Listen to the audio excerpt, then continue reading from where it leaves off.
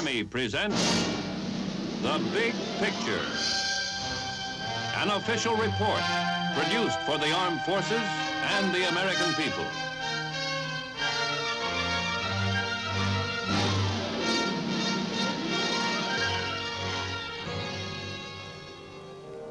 Somewhere in enemy territory, soldiers of the aggressor forces man a radar post, a constant threat to the successful operation of our own forces, an obstacle which must be eliminated as quickly and quietly as possible.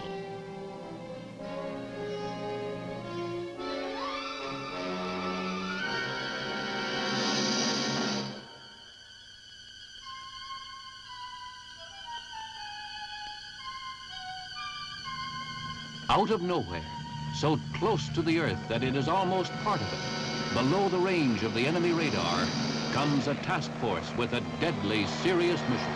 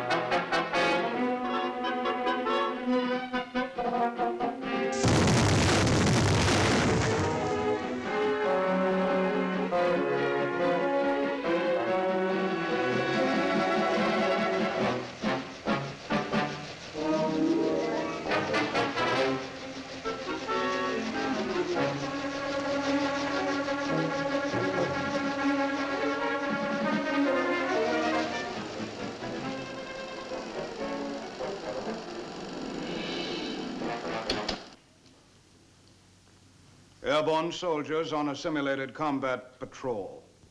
A swooping surprise raid to knock out an enemy radar post. Then a swift return to their own lines. This is not a hypothetical action. It is standing operating procedure as part of the tactics of the United States Army. The American fighting man is taking to the air in an increasing variety of missions, in small units as well as large, for long and short-range tasks. Aviation has given him a new dimension of movement. Whether he moves by helicopter or transport plane, he is applying his resourcefulness and daring to find new ways of using the supreme mobility that air travel has made possible. At an airbase on friendly soil, soldiers prepare to go into battle in a way scarcely dreamed of a few short years ago.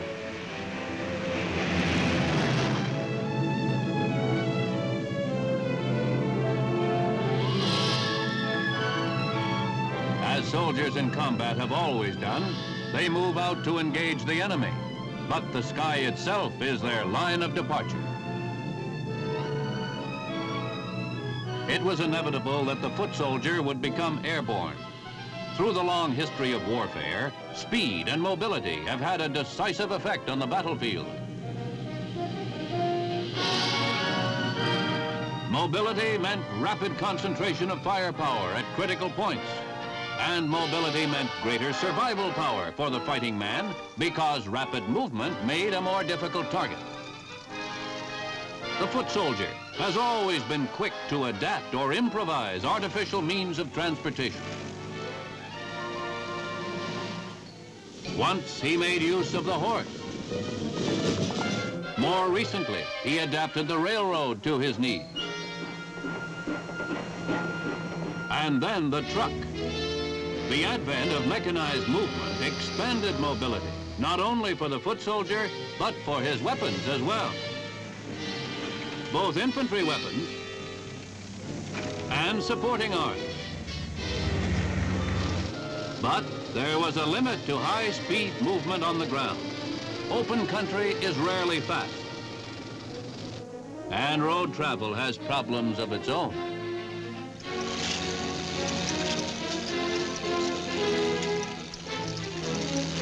True, through his determination, the soldier proved that there was no obstacle of nature or man that could not be crossed. He demonstrated that there was no defense which could not be penetrated, no barrier which could not be scaled. But frequently, these accomplishments could be made only at a great loss of time and mobility. It was inevitable that when the airplane became practical, the foot soldier should see it as the ultimate solution to his problems of mobility, to overcome terrain obstacles by passing over them. World War II saw the first and highly successful use of airborne troops in combat. The Germans dropped troops with great effect early in the war on Norway, Holland, and Crete.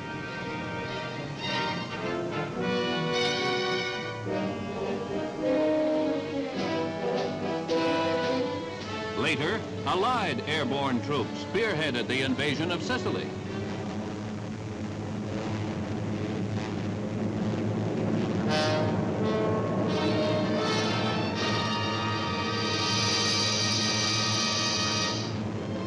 They cleared the way for the great assault on the beaches of France in the pre-dawn hours of June 6, 1944.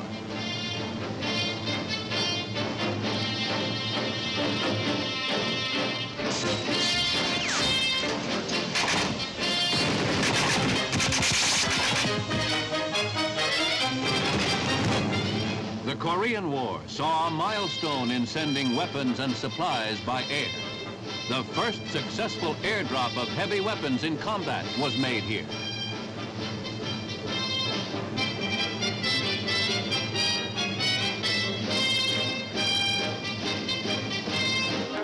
The airborne soldier was established, battle-proven, a commonplace in military thinking.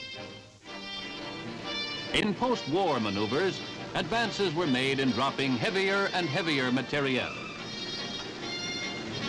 The airborne soldier became the supreme example of the classic Army principles of firepower and mobility.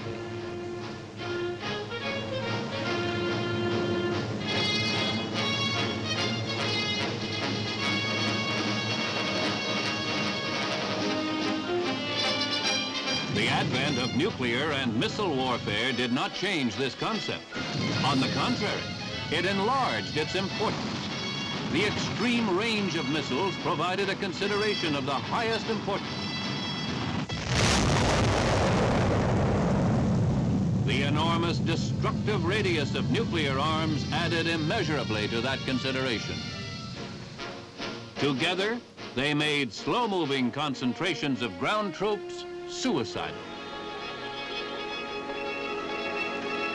The capacity for swift movement to achieve maximum dispersal was vital, and so was swift movement to reconcentrate the enormous firepower of the modern fighting division.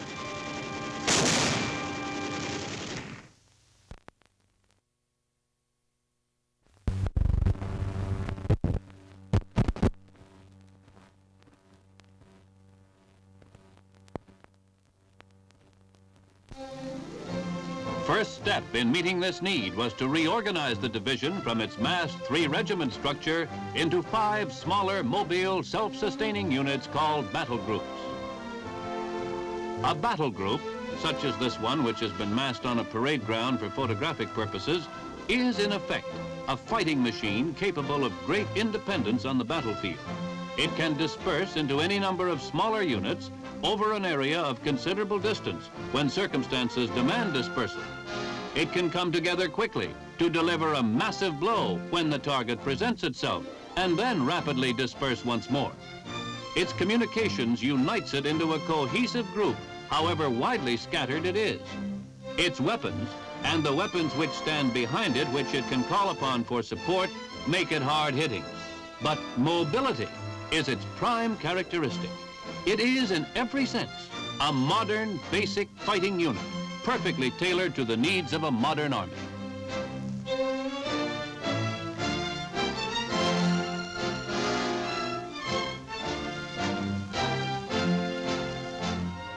It was only natural that the most highly mobile of all divisions, the airborne, would be the first to be reorganized under the pentomic concept.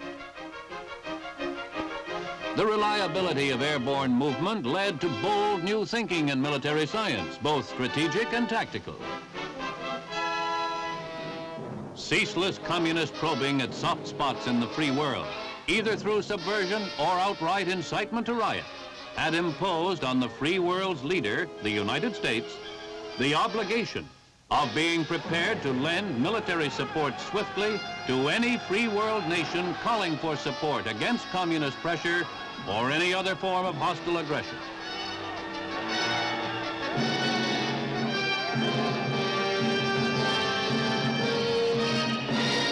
To answer this global need, the United States Army formed STRAC, the Strategic Army Corps, whose slogan is skilled, tough, ready, around the clock.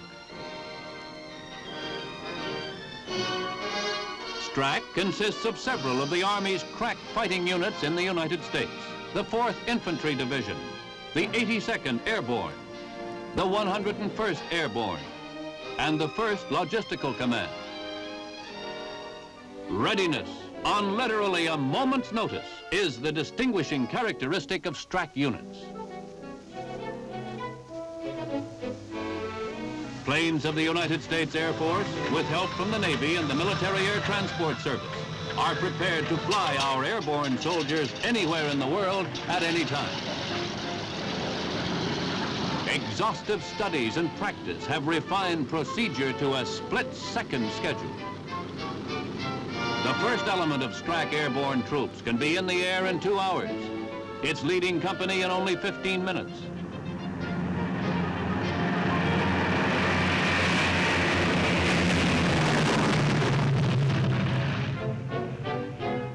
Afterward, an entire division, if necessary, complete to the last clerk and bullet, can be moved to its destination in 6 days or less.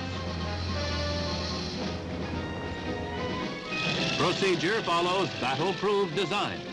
Giant transport planes can make long-range flights to drop important elements of an airborne division deep in enemy territory.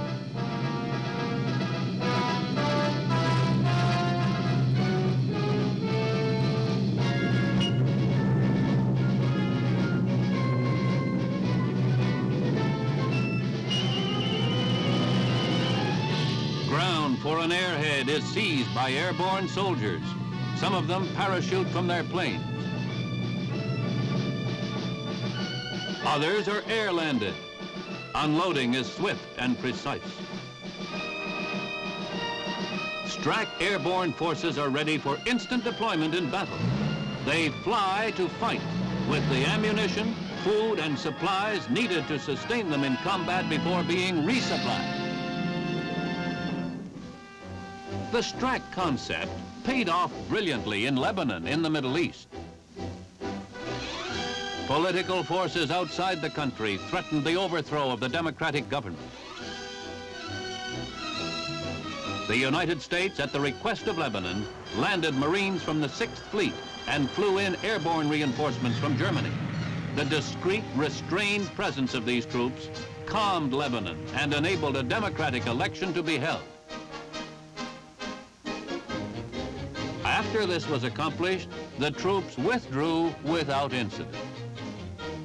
This bold, strategic use of the airborne soldier is being matched by innovations in tactics. The Army's own aviation organized for movement in and around the battlefield, helicopters and light planes, short-range aerial vehicles of great versatility.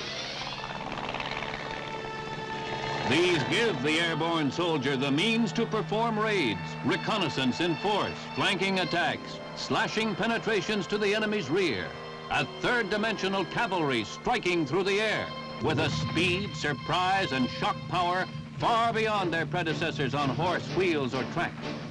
The infantryman's or cavalryman's former obstacles simply no longer exist. There is no need to penetrate woods, climb mountains, or traverse swamps. Helicopter rotors and light planes soar over them all. Low flying, they hug the ground in so-called contour flying so that they will remain unseen by enemy eyes.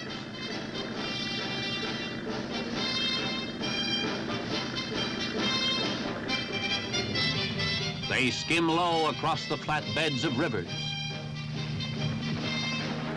They slip through passes behind hills or mountains to land suddenly where they are least expected, in the enemy's unprotected rear or flanks.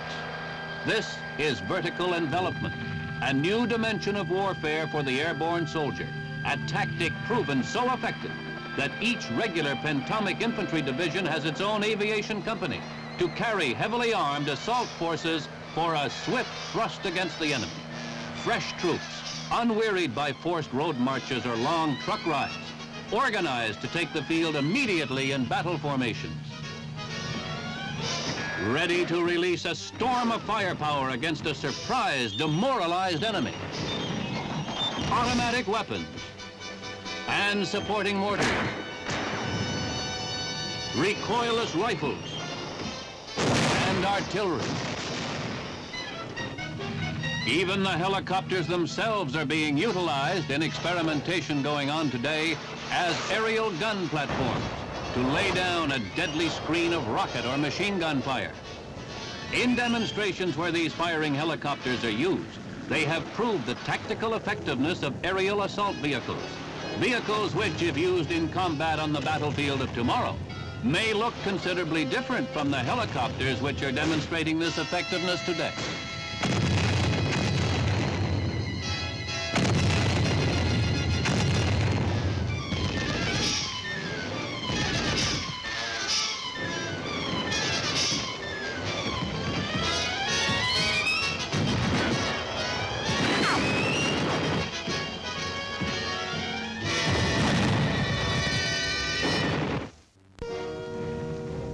This new mobility for the airborne soldier means greater speed and effectiveness for small unit actions as well as large. A handful of men can be stealthily airlifted to the rear to carry out a variety of special missions and patrols. The vital need for small units with this kind of mobility is dictated by the special circumstances of war as it would be fought in these times. On any battlefield which would exist today or tomorrow, our own forces would be dispersed over wide areas in order to deny the enemy a lucrative target for his firepower. In the same way, the enemy himself would disperse. He, too, to protect his forces from nuclear attack, would do so by scattering them in small units. In such a fluid battle area, mobile patrols become most effective. They can scout out enemy positions and strong points.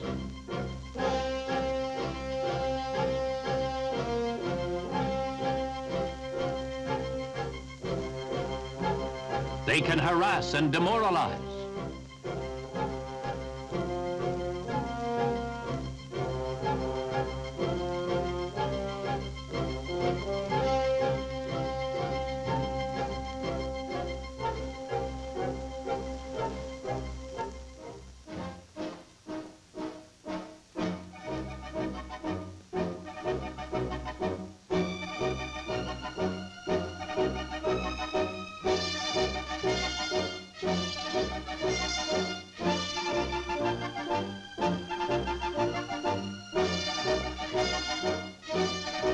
They can destroy the lines of communication which link the dispersed elements of the enemy's forces.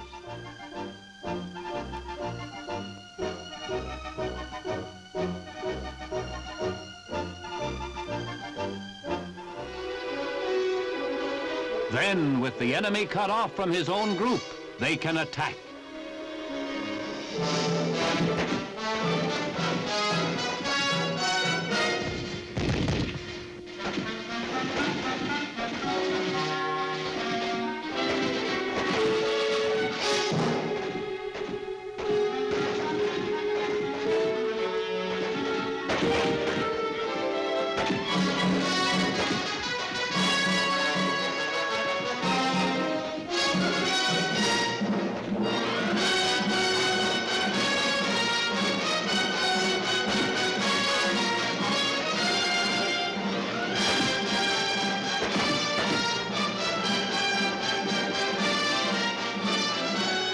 They can eliminate enemy weapons which may be hidden from our own firepower.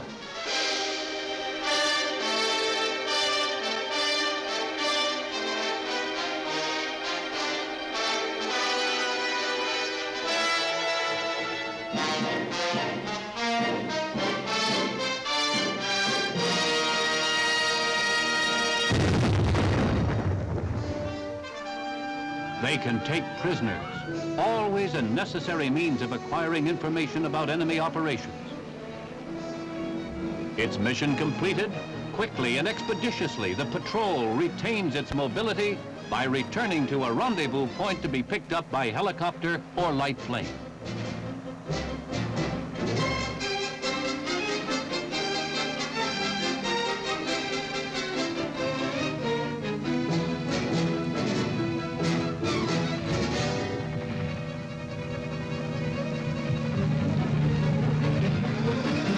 Even more daring uses of the airborne soldier are being developed.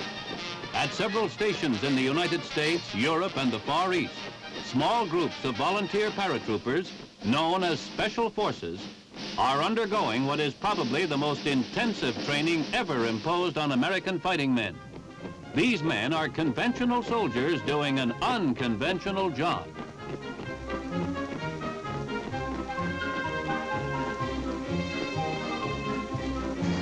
They train as expert infantrymen.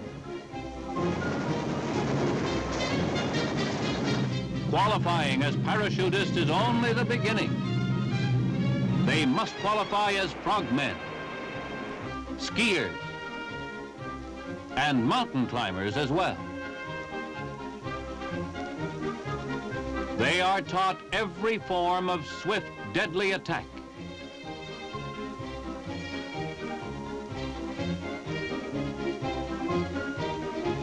They learn the techniques of defense, armed and unarmed.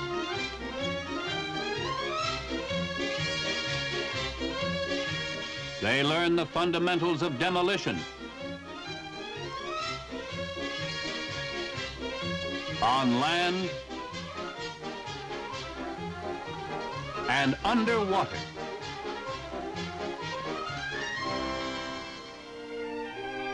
Improvise is a key word.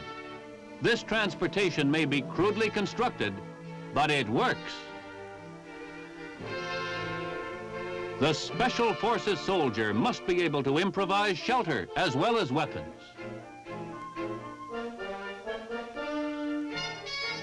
And he must do it in any kind of terrain or climate, so that he will not only stay alive, but be comfortable to save his strength to fight and carry out his mission.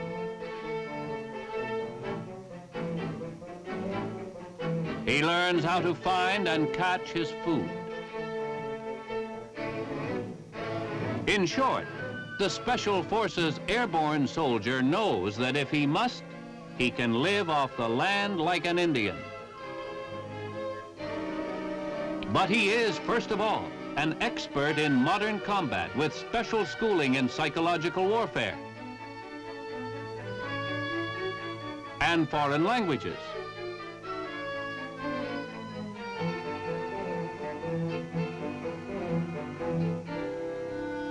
But Superbly self-reliant though he is, the Special Forces airborne soldier is not a lone wolf fighter. When he goes into action, it is always as a member of a highly organized team. This consists of a varying number of weapons men, demolitions men,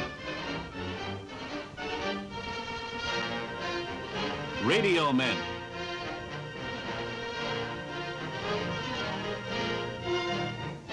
medical technician,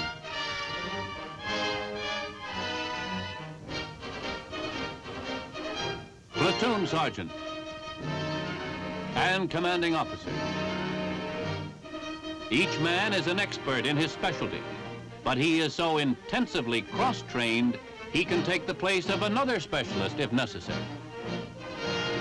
The mission of Special Forces is unique among airborne soldiers, to penetrate deep behind enemy lines, hundreds or thousands of miles, to stay for indefinite periods, to organize, train, and direct native guerrilla bands to fight the enemy from within his own camp with the weapons and skills of modern warfare. A detachment of Special Forces is capable of organizing and training a guerrilla force of 1,500 fighters. The importance of this can be assessed when we remember that General Eisenhower equated the assistance given by the French Maquis as that of 15 divisions. With all his unique qualities, the Special Forces trooper represents a highly developed, but not a revolutionary application of the airborne soldier.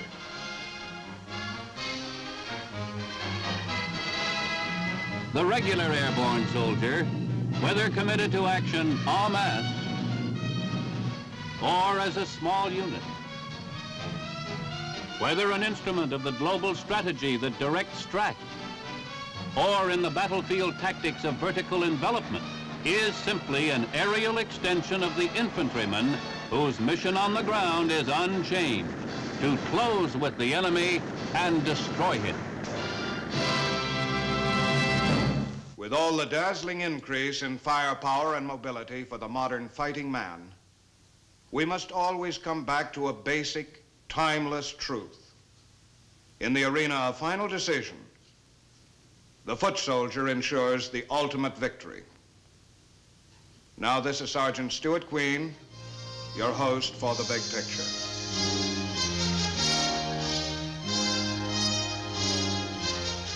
The Big Picture is an official report for the armed forces and the American people. Produced by the Army Pictorial Center. Presented by the Department of the Army in cooperation with this station.